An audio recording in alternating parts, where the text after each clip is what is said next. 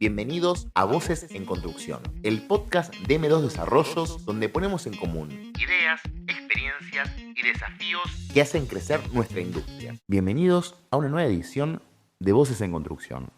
En esta nueva edición de Voces en Construcción nos encontramos con Cristian Gersi, arquitecto y director de obra en M2 Desarrollos. ¿Cómo estás, Cristian? ¿Cómo andas, Juli? Bien, Gracias por la invitación a este espacio. Nos alegra tenerte acá y bueno, también queremos conocer un poco más sobre tu trabajo y sobre tu labor cada día a día en la empresa.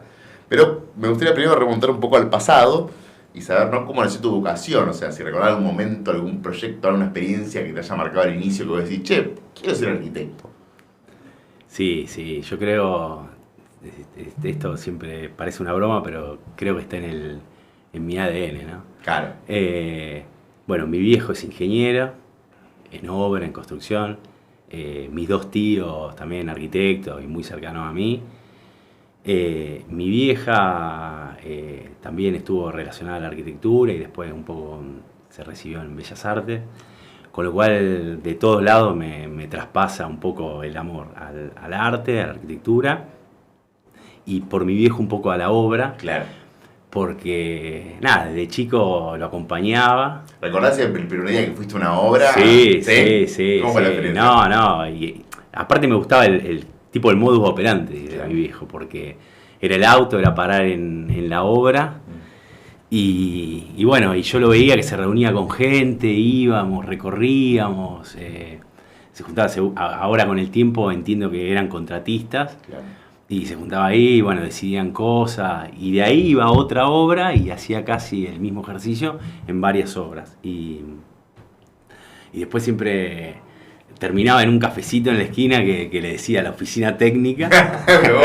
y mi viejo en realidad es un arquitecto vestido de ingeniero. Claro. Entonces sacaba un papelito y diseñaba sin que nadie se dé cuenta, porque el ingeniero, viste, va para otro lado, no va para nuestro lado. Así que, bueno, un poco marcado por eso. En mi casa también mucho libro de arte, mucho libro de arquitectura, y sí, me traspasó, digamos, toda esa información. Por eso digo que está en el ADN. Y nada, y algunos recuerdos de chico, sí, de construir.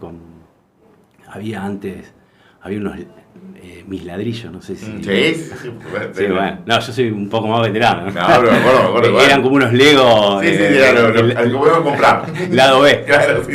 Y bueno, tenía una caja enorme. Claro. Que ahora, pobre, mi hijo le heredó. Y bueno, un poco eso, jugaba con eso, a construir, a dibujar algo y después formalizarlo ahí, pero muy desde chico. Venía con unos techos, me acuerdo, verdes, ingleses, inclinados. Iba por un lado de arquitectura medio raro, pero era eso. Creo que nunca dudé de lo que quería hacer. Sí, nunca. Me gusta, claro, sí, o sea, eso lo veía con tu viejo, lo veía un poco en casa, jugaba a eso también. Totalmente. Y un poco el juego era ese, ¿no? Claro. Iba con un auto, paraba en un lugar que a lo mejor era un sillón, y eso era una obra, ¿no? Y ahí bajaba con el muñequito y dirigía, es un poco lo que hago ahora. Claro. Y nada, eso nunca dudé para ir para otro lado. Creo que tal vez por obligación, ¿no? Nunca me lo puse a pensar.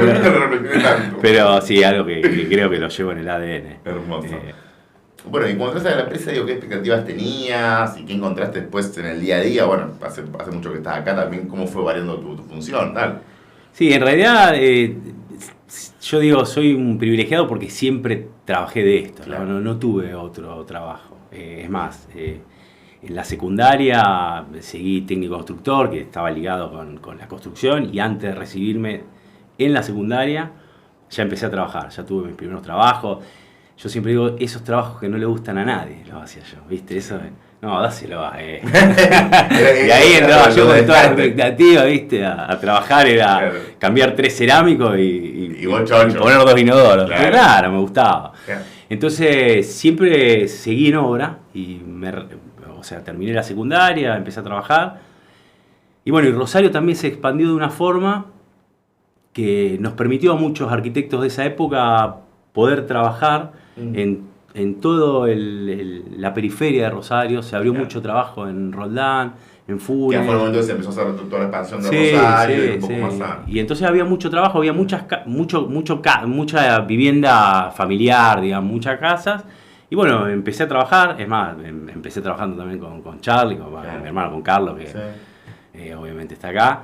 Y bueno, y se dio como medio continuo de hacer obras, hacer ese tipo de obras, y bueno, en un momento me sumo, creo que fue no hice los deberes, pero creo que fue en una obra de Lavalle, que empecé a hacer dirección de obra, para una obra de pasillo, ellos estaban mucho... Claro, fue en el momento del comienzo del Proto M2, que sería que estaban haciendo la casa de pasillo. Estaba más, estaba Eduardo, estaban todos ellos. Y ahí empecé a hacer dirección, y bueno, después pasé a Ovidio Lago, a hacer la parte de legajos, que ya era una obra mucho más importante, pero sin hacer dirección, hacía solamente la parte de legajos.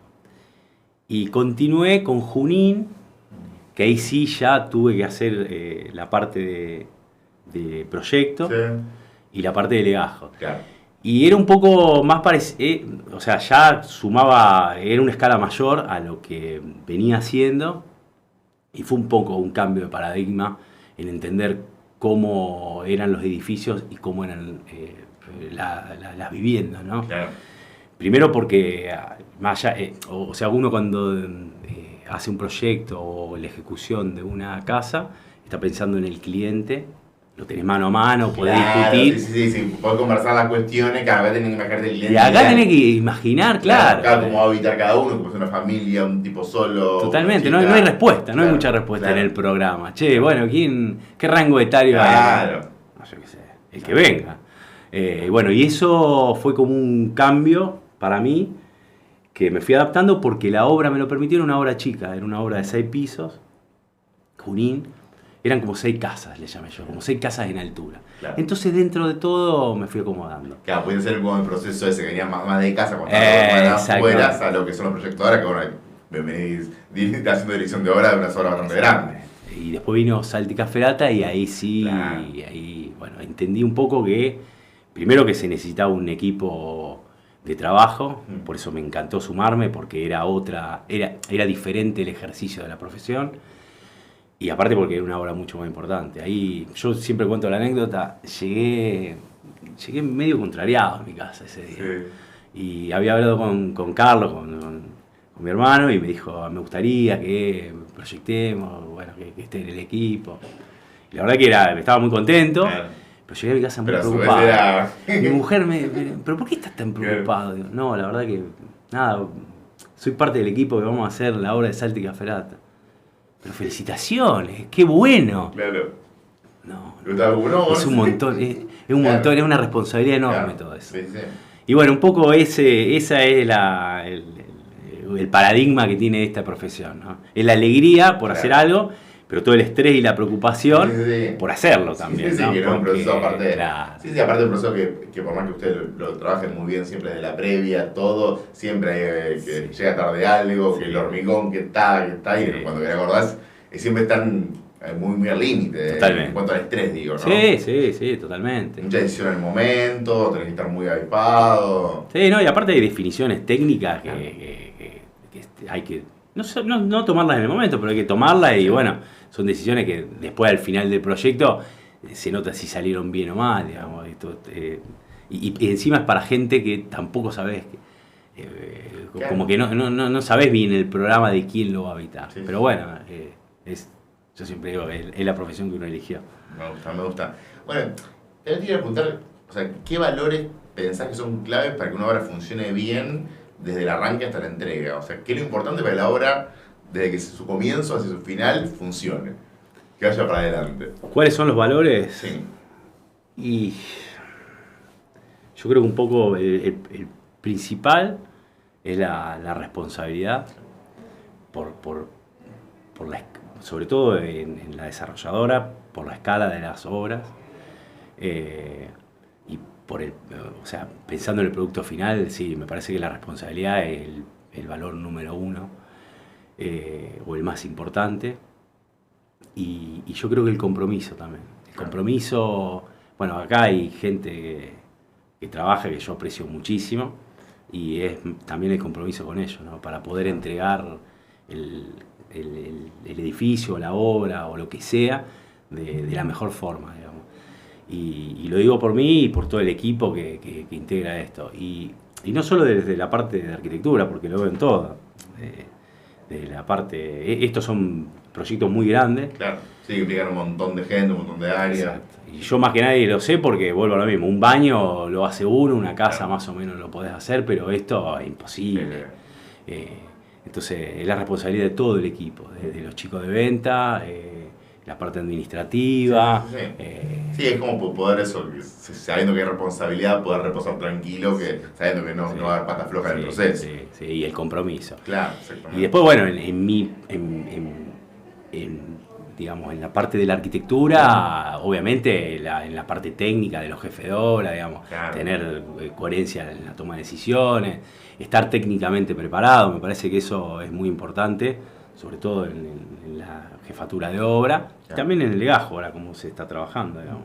Bueno, y hablando eso, también del equipo, ¿no? Que es un equipo con fuerte presencia femenina, tenemos las jefas de obra y las proyectistas. ¿Cómo se consolida un buen equipo? ¿Cómo se trabaja día a día con un equipo para funcionar eso? Para que, como decís, tengas el mismo criterio vos con la jefa, los proyectistas todos alineados a lo mismo, debe ser complejo, imagino. Sí, lo de la presencia femenina, creo que en todas las áreas, me quedé pensando justo cuando lo decía, también la administrativa, digamos. Para mí, particularmente en la arquitectura y en mi profesión, yo creo que viene de la facultad. En la facultad tenemos, creo que debe ser por lo menos cuando yo cursé, que hace bastante, no te rías, había más o menos un 70% de mujeres. Y yo creo que también nuestra profesión ha ido cambiando en estos años, porque en sí el arquitecto estaba tomado más como alguien bohemio hasta hace un tiempo. Alguien que iba con un saquito, con una lapicerita. Y me parece que nos hemos metido todo en la parte técnica, digamos. Antes el arquitecto no iba tanto a la obra y no había presencia todo el tiempo en obra de arquitectos. Eran más técnicos, había mucho técnico. De sentarse, dibujar. Sí, exactamente. Y creo que esto habla muy bien de nosotros. Creo que nos metimos en la parte técnica muy fuerte todos los arquitectos y estamos en todas las áreas, digamos. Estamos desde el inicio, desde el bosquejo inicial hasta el final y hasta la postventa y digamos, abarcamos todas las áreas. Que eso está buenísimo porque es nuestra profesión. Y bueno, de hablar sobre el grupo, yo entro a la oficina, es como mi casa, yo estoy muy conforme con todos los que integran el staff, digamos, el técnico y la otra parte del staff, que también, digamos, es súper importante, ¿no? La parte de venta, la parte administrativa, de comunicación. Creo que son todos eslabones fundamentales para lograr la hermandad de una cadena. Me encanta. Bueno, y ya hablando un poco más sobre Rosario en sí, digo, la Rosario tiene sus particularidades y cómo ves los desafíos, las oportunidades en la ciudad. Digo, la ciudad va creciendo siempre, van a cambiar las normativas. ¿Cómo ves la ciudad? Sí. No, yo creo que de hace ya 15, 16 años la ciudad está en una transformación plena. Lo que sí veo hace menos tiempo es que tanto las desarrolladoras como los arquitectos nos estamos arriesgando un poquito más a todo, ¿no? Claro. A lo mejor por la comunicación o por la información que se ha globalizado. Antes, yo siempre pongo la edad acá, pero yo tenía que buscar las obras en el libro, en la biblioteca. Claro, sí.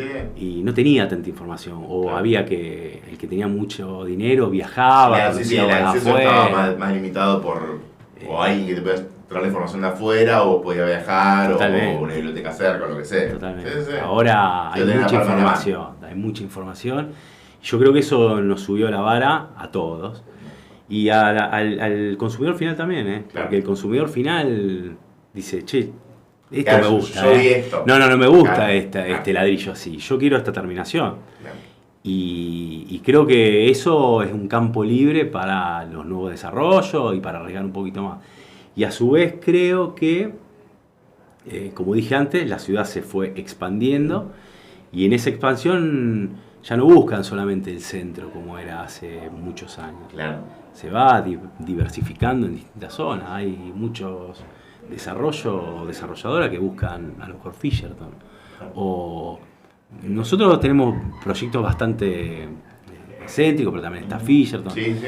Pero hay algunas desarrolladoras que buscan una zona y se quedan en ese micro lugar, digamos. Y bueno, y ahora hay nuevas normativas para fútbol. Me parece que se va a extender un poco todo esto. Y ahí hay mucha oportunidad para todos, digamos, para los desarrolladores y para los arquitectos también, de demostrar de qué estamos hechos, ¿no? Yo siempre digo, porque aparte las nuevas tecnologías nos apuran. Sí, sí. La verdad que es un gran reto lo que se viene para nosotros. Me gusta. Bueno, y también hablando un poco sobre el impacto, ¿no?, que tiene una buena arquitectura tanto en la vida de la persona que lo habita, como hablábamos antes, uno pensando en quién va a habitar, y también cómo afecta la identidad de los barrios. ¿Cómo pensás eso en la arquitectura cuando encarás un proyecto?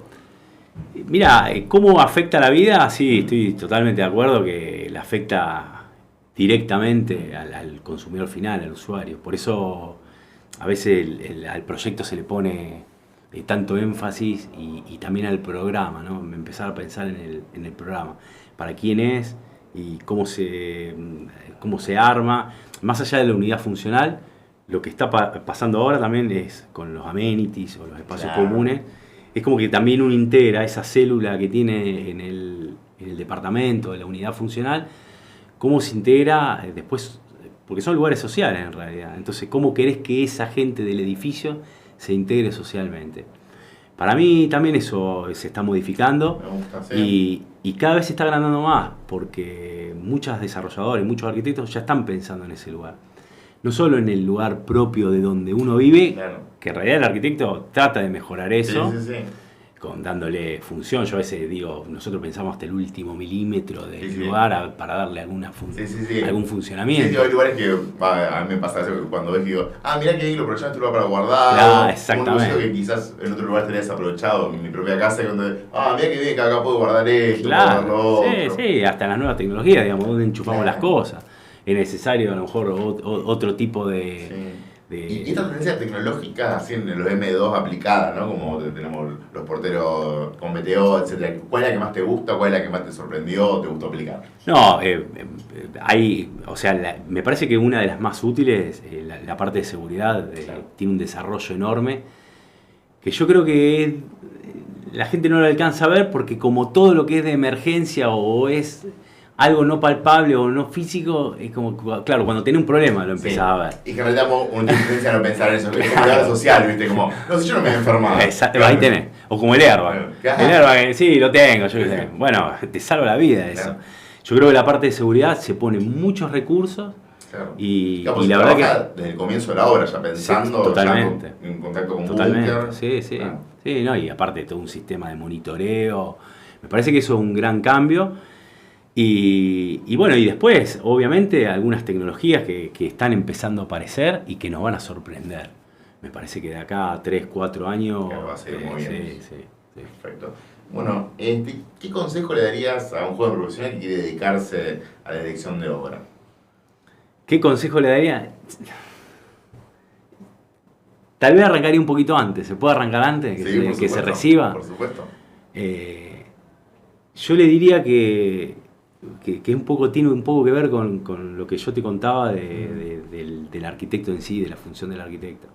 Primero, que aproveche el periodo de facultad y los últimos años, esos últimos años para sacarse las ganas de algunos proyectos que tal vez no vayan a suceder en la vida. Okay. Y que son muy lindos realizarlos, y a veces uno se los quiere sacar medio de encima. Claro, porque quería probar, Sí, disfruta un poco más del proceso del hacer. No sé si va a proyectar un aeropuerto. Claro. Ojalá que sí. Sí, Pero está bueno el disfrute de eso. Y después, con toda esta información, me parece que el arquitecto tiene que aprovechar toda esta info que hay por todos lados. Primero, para ver un poco todas las tendencias que se vienen, y segundo, para tecnificarse. Yo siempre digo lo mismo, y sobre todo en la dirección o jefatura de obra, nosotros tenemos que ser más técnicos. ¿Por qué? Porque pasamos de la parte mecánica, a la analógica, y ahora entramos en una etapa digital. Y tenemos que ser más técnicos en un montón de cuestiones. Justo estábamos hablando arriba de esto. Digamos. Necesitamos profesionales que sepan de verdad, digamos, que sepan de verdad afrontar la infraestructura de los nuevos edificios. Claro. En M2, que siempre hay un saltito más, realmente los edificios que se vienen son muy importantes y requieren mucho trabajo y va a requerir de mucha responsabilidad y de mucho conocimiento técnico para lograr la infraestructura que queremos, acorde a la obra que queremos. Claro, esos son los desafíos que se vienen para M2. Me parece que sí, me parece que sí. Me encanta. Y bueno, y por último, queremos saber medio el por qué, ¿no? El por qué seguir eligiendo construir en Rosario, por qué seguir eligiendo M2, qué es lo que te motiva. ¿Qué me motiva? Bueno, vuelvo a lo mismo a lo inicial, digamos. Me parece que en el ADN... Ya está. Yo voy a poner a la familia Borsi porque a mi hermano lo incorporo, ¿no? Me parece que está en el ADN, me gusta. Y aparte me gusta trabajar con la gente que estoy, que para mí eso es fundamental. Digamos. Me siento súper cómodo y además de todo, de sentirme súper cómodo, quiero mucho a los chicos.